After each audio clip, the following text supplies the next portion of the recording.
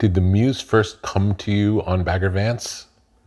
No, I think You experienced the Muse She before. was with me, but she shifted gears at that point. The first novel that I ever finished that I could never sell, I was living in a little house in Carmel Valley, California. I'd saved money from working in advertising, and I had enough to go for a couple of years. And I had a friend, a guy named Paul Rink, who was a writer. He was maybe 30 years older than me, 40 years older than me, and he lived down the street.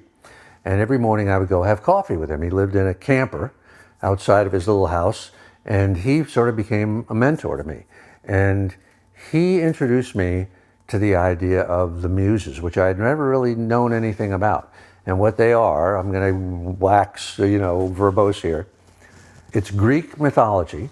The Muses were 9 sisters, the daughters of Zeus and Mnemosyne, which means memory. And each muse was in charge of a certain art. Terpsichore was in charge of dance, Calliope was in charge of music, and their job was to inspire artists. And the classic image that we have of the muse is like Beethoven at the piano, and the goddess is kind of whispering in his ear, da da da da, that kind of thing, right? So the whole kind of concept of the muses is that on some divine level, they know what the next book, album, song is, whatever. So if Tom Waits is driving along the freeway and all of a sudden a song comes into his head and he has to pull over and write it down, that in Greek terms would be, the goddess looked down on him and gave him this thing, So my friend Paul Rink, he typed up for me the invocation of the muse from the start of the Odyssey, of Homer's Odyssey, the T.E. Lawrence translation, Lawrence of Arabia.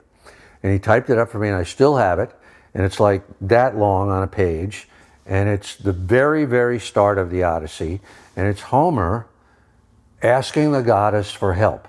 O divine poesy, goddess, daughter of Zeus, sustain for me this song, bump-a-da-bump-a-da-bump, and it kind of goes on from that.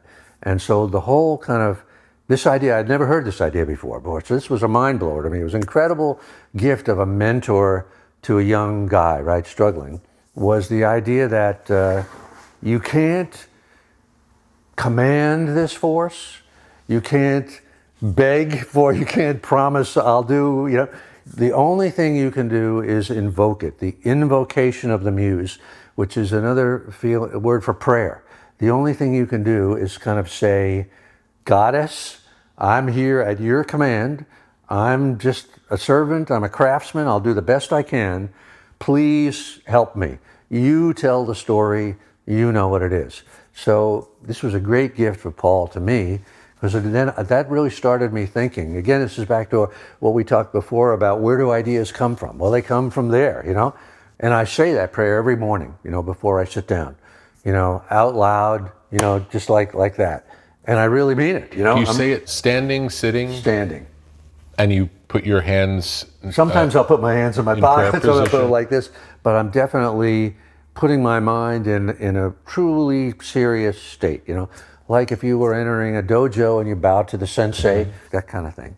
And I really am asking for help, Yes. And the goddess has never let me down. She just got better, as gave me a little more as we went along.